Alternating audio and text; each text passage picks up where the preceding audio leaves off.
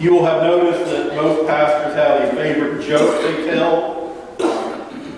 Whatever it might be, I mean, they might tell you, he or she might tell that joke 4 or 5 times during their term as your pastor. And hopefully I've not told this one yet. If I have, just give me a pity laugh afterwards. But 2 caterpillars were on a limb, feasting on a leaf, enjoying the sunlight, when this beautiful butterfly flies overhead. One caterpillar looks up and says, "Well, it looks fun, but you're never getting me out in one of those things." What does that have to do with anything? I'm glad John liked it. He's laughing. That caterpillar was what we might call risk adverse. He was not aware of the twists and turns he would make on his journey of growth and transformation. He was very happy just being a caterpillar, being in that really between space between where he had been, where he was now, and where he would eventually be a beautiful butterfly. He was afraid of risk. "You're never getting me up in one of those," he said. Little did he know what God had in plan for him. Today, I want to talk about risk. Who likes to risk something? As Christians, we should like taking risks. Taking risk is almost in our DNA as Christians. Why do I say that? Because we have faith. What is faith? Somebody want to? Believing in something you cannot see. You've been reading Hebrews. Yes, believing in something you cannot see. What someone at the earlier service said is walking into a dark unknown, trusting that God's with you. I like that. Today, I want to talk about risk in your faith journey. The author of Hebrews, as Vicki pointed out, says faith is confidence in what we hope for and assurance about what we do not see. By faith, Abraham, when called to go into a place he would later receive as his inheritance, obeyed and went, even though he did not know where he was going. By faith, he made his home in the promised land like a stranger in a foreign country. He lived in tents, as did Isaac and Jacob, who were heirs with him of the same promise. For he was looking forward to the city with foundations, whose architect and builder was God. And by faith, even Sarah, who was past childbearing age, was enabled to bear children because she considered him faithful who had made the promise. And from this one man, we're told, and he, as good as dead, being 75 years old at the time, came descendants as numerous as the stars in the sky and as countless as the sand on the seashore. And today, some of his descendants are gathered here in this church because as faithful members of the United Methodist Church, or whatever church you may be a member of, you are also descendants of Abraham. You are one of those stars in the sky that God promised Abraham. You are a grain of sand on the seashore that God promised Abram. Abram was called by an unknown God. He was living a life of probably luxury in Ur of the Chaldees. He was living in what is today would be Iraq. Living a life of comfort.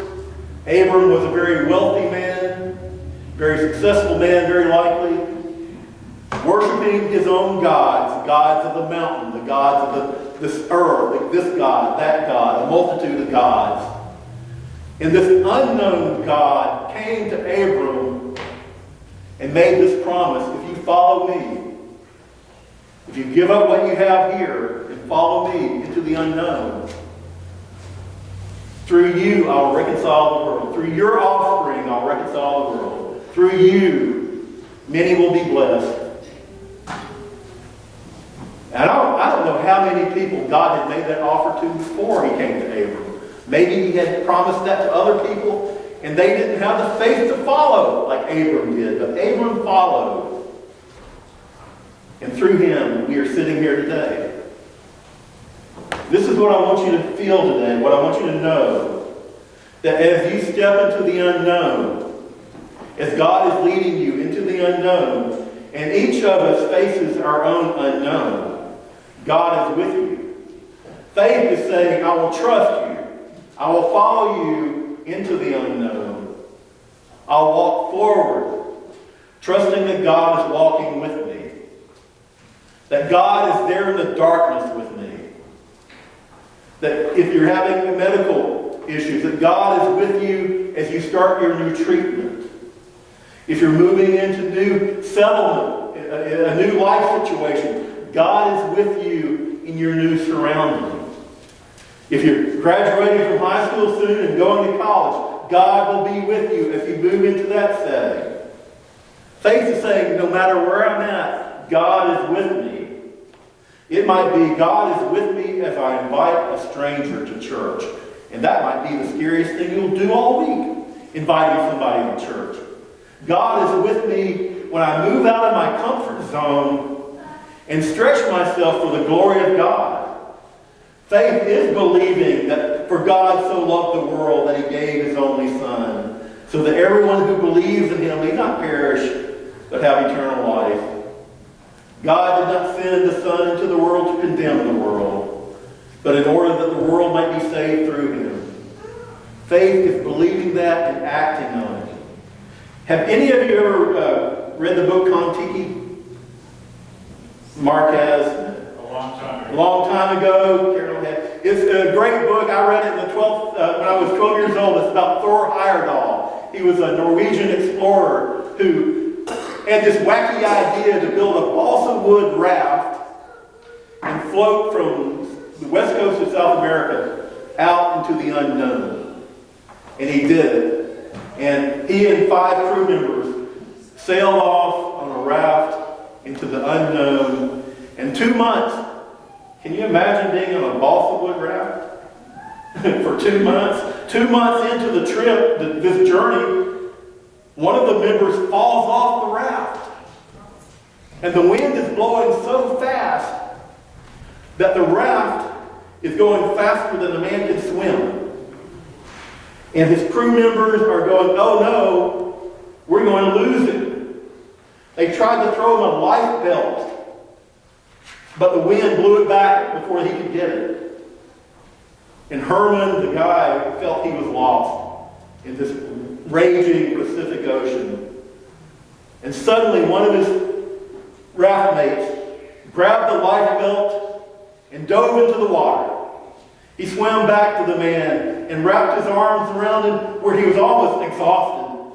His friend was at the point of drowning. And he wrapped his arms around his exhausted friend, and the fellows on the boat pulled him back into the boat. You see, sometimes we are called to throw the lifeline to someone. There are people drowning around us, drowning in loneliness, drowning in fear, drowning from a variety of ills in this society. You may be the only person that can throw them the lifeline. You see, we are called to be evangelists. Talk about getting out of your comfort zone. We're called to be evangelists. We're called to give the good news of John 3:16. We are called to risk our own selves to take the gospel to someone who's lost. We are called to take risks. I read a great story recently about a rabbi in Lincoln, Nebraska, who in the early 90s, he moved to Nebraska from New York. And shortly after he got there, he started getting these phone calls. It was not the welcome wagon. It was the imperial wizard of the local Ku Klux Klan. And the first message he got was, "Get out of town, Jew boy." And several days later, he received a packet in the mail, big, thick packet of pamphlets, anti-black, anti-Semitic pamphlets. And on it was scrawled in big black letters, "The KKK is watching you, scum." And these messages kept coming and coming. And the Rabbi Rabbi Weissman found out they were coming from a man named Larry Trapp, the Grand Dragon of the White Knights of the Ku Klux Klan in Nebraska. This man kept loaded weapons in his house, loaded weapons in his car, kept his Klan robe and all the regalia of the Klan in his little cramped apartment. The man was 42, Larry Knapp, nearly blind and both legs amputated because of diabetes. And he was the most hateful man in Nebraska. In fact, he said, one time, he said, "I want to make Nebraska as hateful as North Carolina and Florida." Can you imagine? Can you imagine having that much hate in you? So what would you do if you got a phone call or repeated phone calls from someone who absolutely hated you? What would your response be? Hang up? Yeah. I mean, this is a man who's known to be violent. He's known to control an organization that's violent. What would you do? Well, the rabbi started calling him back. He found out who he was. He started calling him back. He said, "Larry, the world is full of so much love. Don't you miss it? Don't you want some of it?" And then hang up. Called him one time and said, "Larry, I know where you live. If you ever need to go shopping, I know your condition. If you ever need somebody to take you shopping, give me a call. I'll come pick you up." Finally, the phone rang one night, and the rabbi picked it up, and it was Larry, the imperial wizard of the Ku Klux Klan. He said, "Rabbi, I want to stop this. I want to stop what I'm doing. I just don't know how to do it. Can you help?" And immediately the rabbi and his wife drove to Larry's apartment. The three talked for hours, and a friendship was formed. They opened up one of their bedrooms and moved Larry into their house. They provided hospice care for Larry. And before he died, well, I guess he had to before he died, he converted to Judaism and became Jewish, and accepted the Jewish faith. This rabbi had faith in the God of Abram.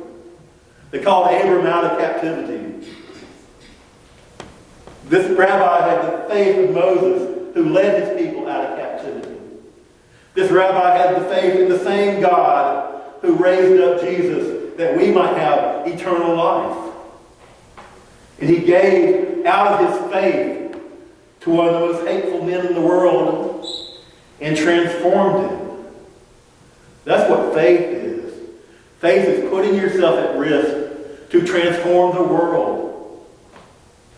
Now, God might not be calling you to jump into the Pacific Ocean and save someone who's literally drowning. God might not be calling you this moment to take the Klan Imperial Wizard into your house, but he might. But God is calling you in this moment to walk forward in the sure knowledge that God's unrelenting love will go with you wherever you're going on your journey. God is calling you today to be secure in your faith, to walk this pilgrim way, leaning on the everlasting arms of the God who created the earth. As the song says, "Oh, how bright the path grows from day to day." So this morning, no matter what your situation is, what have you to dread? What have you to fear? Don't you know that you can lean on the everlasting arms? What blessed peace with our Lord, so near, leaning on everlasting arms. God is calling you on a journey today, a journey of growth, a journey of transformation.